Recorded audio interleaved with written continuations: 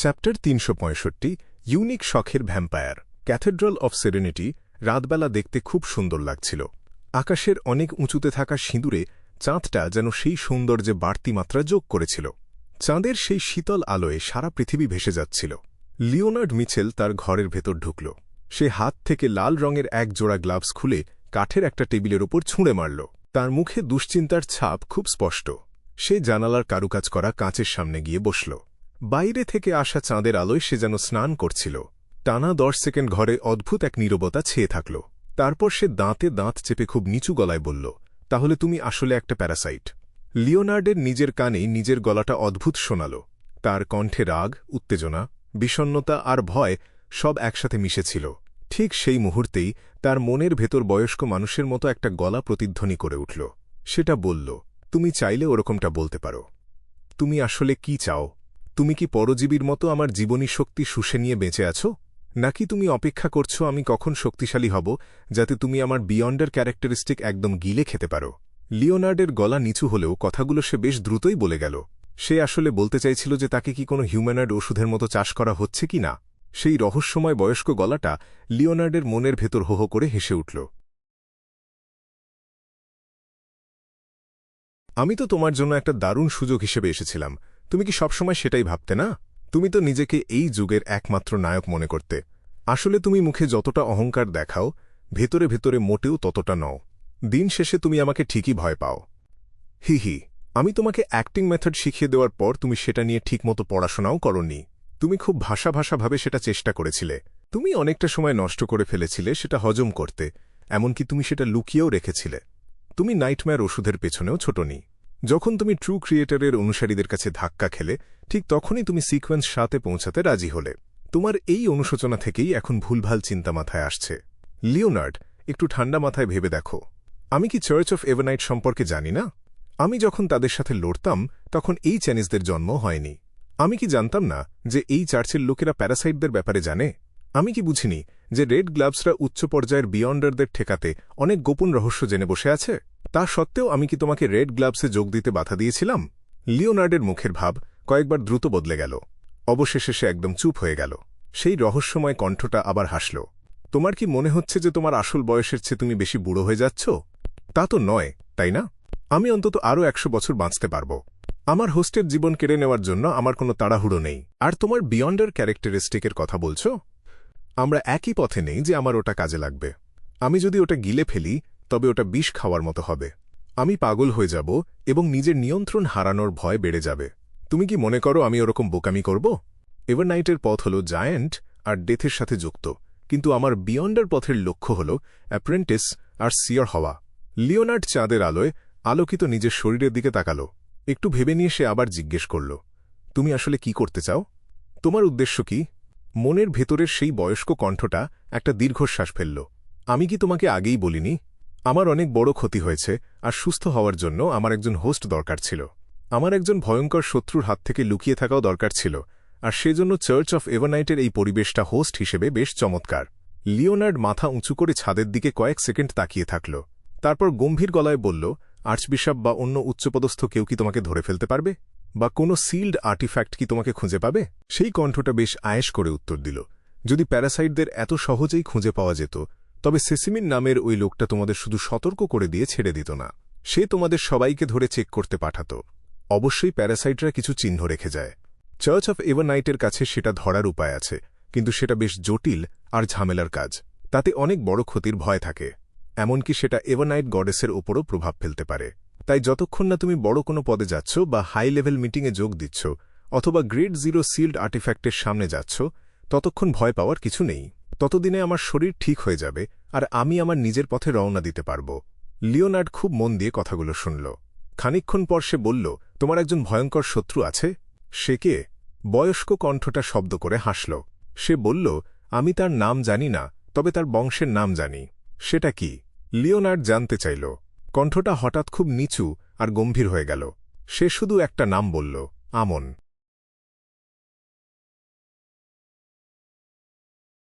ব্রিজের দক্ষিণ দিক 46 নম্বর রিভারওয়ে অ্যাভিনিউ।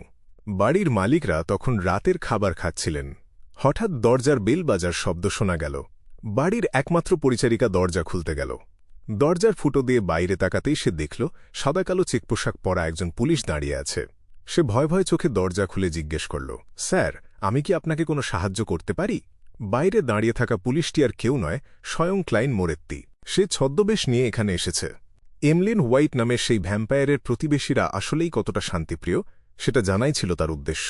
৪৮ নম্বর রিভার বে অ্যাভিনিউতে এমলিনের যে সঙ্গীরা থাকত তারা আসলে আইনের পথে চলা দানব কিনা সেটাই সে নিশ্চিত হতে চায়। হ্যাঁ, আইন মেনে চলা দানব।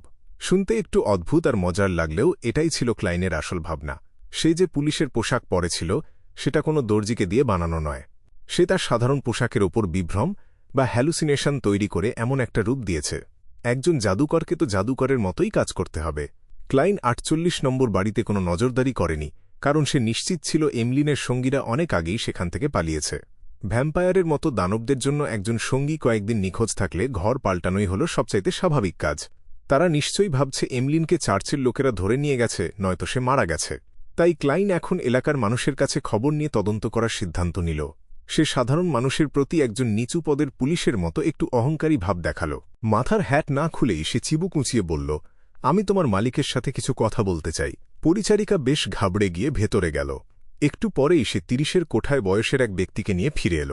লোকটি বেশ মোটা একটা শার্ট পরেছিল। সে নার্ভাস গলায় বলল, অফিসার, আপনি কি জানতে চান? ক্লাইন দরজার বাইরে দাঁড়িয়ে ভেতরে উঁকি দিল। সে জিজ্ঞেস করল, তুমি কি ৪৮ নম্বর ইউনিটের বাসিন্দাদের চেনো? চিনি তো। বাড়ির মালিক একটু অবাক হয়ে জিজ্ঞেস করল, তাদের কি হয়েছে? তারা একটা অপরাধের সাথে জড়িয়ে পড়েছে। তুমি তাদের সম্পর্কে যা যা জানো আমাকে সব খুলে বলো। ক্লাইন খুব গম্ভীর মুখে বলল। ক্লাইনের মুখটাও ছদ্মবেশে ঢাকা ছিল। সে দেখতে এমন ছিল যে কেউ কল্পনাও করতে পারবে না সে আসলে বিখ্যাত গোয়েন্দা শার্লক মরিয়ার্টি। বাড়ির মালিক তখন সব বুঝতে পেরে বলল, ওহ আচ্ছা, তাহলে সেজন্যই কি তারা ১ মাস আগে এত তাড়াহুড়ো করে চলে গেল? রিভারবে অ্যাভিনিউয়ের প্রায় সবাই হোয়াইট পরিবার আর তাদের ছেলেকে চিনত। ছেলেটা দেখতে বেশ সুন্দর ছিল, কিন্তু স্বভাবটা ছিল অদ্ভুত। মিস্টার হোয়াইট একজন দারুণ ডাক্তার ছিলেন। তিনি সব ধরনের ওষুধ আর ব্লাডলেটিং থেরাপি দিতে জানতেন। ব্লাডলেটিং থেরাপি? ক্লাইন পাল্টা প্রশ্ন করল। হ্যাঁ, যদিও অনেক পত্রিকা আর ম্যাগাজিনে এটাকে পুরনো আর অকেজো চিকিৎসা বলা হয়, কিন্তু মিস্টার হোয়াইটের কাছে যারাই চিকিৎসা নিয়েছে তারাই সুস্থ হয়েছে। তবে মিস্টার হোয়াইট বলতেন যে তাকে ছাড়া অন্য সব ডাক্তার যারা এই রক্ত ঝরানোর চিকিৎসা করে তারা সবাই ভুয়া। লোকটা তার মতামত জানাল। ক্লাইন মনে মনে ভাবল, ব্লাডলেটিং থেরাপি আসলে তাদের নিজেদের খাবার জোগাড় করার উপায় ছিল না তো? হয়তো শুধু ওই ওষুধগুলোই আসলে কাজ করত। এই ভ্যাম্পায়ার পরিবারটি ব্লাডলেটিংয়ের ছলে রোগীদের সেবাও করত, আবার বিনিময়ে নিজেদের জন্য খাবারও জোগাড় করে নিত। যদি রোগী কম থাকত বা রক্ত অসুস্থ হতো, তবে কি তারা দূরের কোনো হাসপাতাল থেকে ব্লাড ব্যাগ চুরি করে খেত? এ ধরনের দানবদের কথা ভাবলে তাদের সত্যিই আইন মেনে চলা নাগরিক বলে মনে হয়। ক্লাইন তার স্পিরিট ভিশন দিয়ে বুঝতে পারল লোকটা মিথ্যে বলছে না। পুলিশ অফিসার কোনো পাল্টা যুক্তি দেখাচ্ছে না দেখে লোকটা উৎসাহ নিয়ে বলতে লাগল, মিস্টার হোয়াইট আর তার স্ত্রী খুব ভালো মানুষ ছিলেন। যদিও খুব কঠিন অসুখ তারা সারাতে পারতেন না, তাও এলাকার মানুষের জন্য তারা খুব ভালো ডাক্তার ছিলেন। তাদের ছেলে এমলিন কি কোনো বিপদে পড়েছে? ওই তরুণ ছেলেটা বড্ড চুপচাপ থাকত। আমাদের সাথে সেভাবে মিশত না, যেন আমাদের খুব তুচ্ছ মনে করত। সে সারাক্ষণ ঘরের ভেতরেই মুখ লুকিয়ে বসে থাকত। আমি জানি না সে সারাদিন কি করত। অফিসার, আপনার কি গরম লাগছে? বাইরে তো বেশ ঠান্ডা। লোকটা খেয়াল করল ক্লাইনের কপালে ঘাম জমেছে।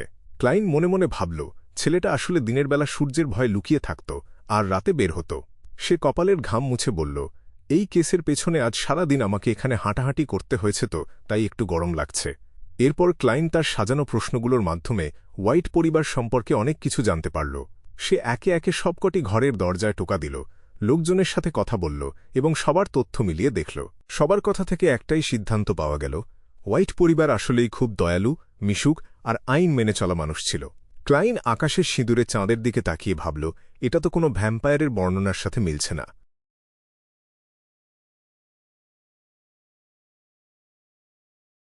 সে তার গায়ের জাদুকরী বিভ্রম সরিয়ে ফেলল এবং ভাগ্য গণনার মাধ্যমে নিশ্চিত হয়ে নিল সামনে কোনো বিপদ আছে কিনা। বিপদ নেই বুঝতে পেরে সে চুপি চুপি ৪৮ নম্বর বাড়ির পাশে দিয়ে উপরে উঠে গেল। অন্য কেউ হয়তো ভয় পেত যে তাদের ওপর নজরদারি করা হচ্ছে, কিন্তু ক্লাইন জানত এমলিনকে কারা ধরে নিয়ে গেছে।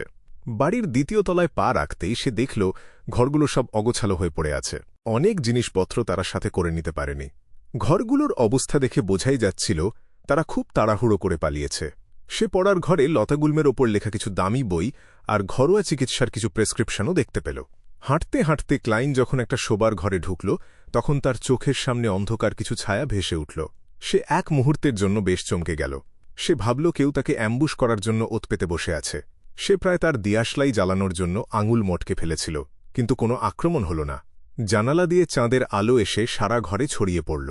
এবার ক্লাইন স্পষ্ট দেখতে পেল ওই কালো ছায়াগুলো আসলে কি। সেগুলোর ভেতরে কোনো প্রাণের স্পন্দন নেই। ওগুলো আসলে অনেকগুলো পুতুল, নানা আকারের আর নানা ঢঙের পুতুল দিয়ে ঘরটা ভর্তি। সবচেয়ে বড় পুতুলটা ক্লাইনের চেয়ে উচ্চতায় খুব একটা কম হবে না। ওটা ছিল একটা কিশোরী মেয়ের পুতুল। তার গায়ে ছিল চমৎকার একটা লম্বা স্কার্ট। পোশাকের হাতা আর গলায় সুন্দর লেস আর ফিতা লাগানো। মোমের তৈরি এই পুতুলটা দেখতে একদম রক্তমাংসের মানুষের মতো জীবন্ত ছিল। পুতুলটার সোনালি চুল আর লাল চোখগুলো ছিল রহস্যময় আর সুন্দর। সবচেয়ে ছোট পুতুলটা ছিল হাতের তালুর সমান। সেটা ছিল রূপালী বর্ম পরা এক নারী যোদ্ধা। তাকিয়ে থাকলে মনে হয় সে খুব সাহসী আর সুন্দরী। ক্লাইন একে একে সবকটি পুতুলের ওপর নজর বুলাল। তার হঠাৎ একটা কথা মনে পড়ে গেল। সম্রাট রোসেলের প্রভাবে পুতুল তৈরির শিল্প এখন দুই দিকে মোড় নিয়েছে। এক দল চায় পুতুলগুলোকে আদুরে বানাতে, যাদের জামাকাপড় পাল্টানো যায়। অন্য দল চায় পুতুলগুলোকে একদম বাস্তবের মতো করে তৈরি করতে। ক্লাইন চারপাশটা একবার দেখে নিয়ে অবাক হয়ে নিজের মনেই বলে উঠল, এই পুতুলগুলোর দাম তো আকাশছোঁয়া। অ্যামলিন কি তবে এমন এক ভ্যাম্পায়ার যে পুতুল নিয়ে মেতে থাকতে পছন্দ করে?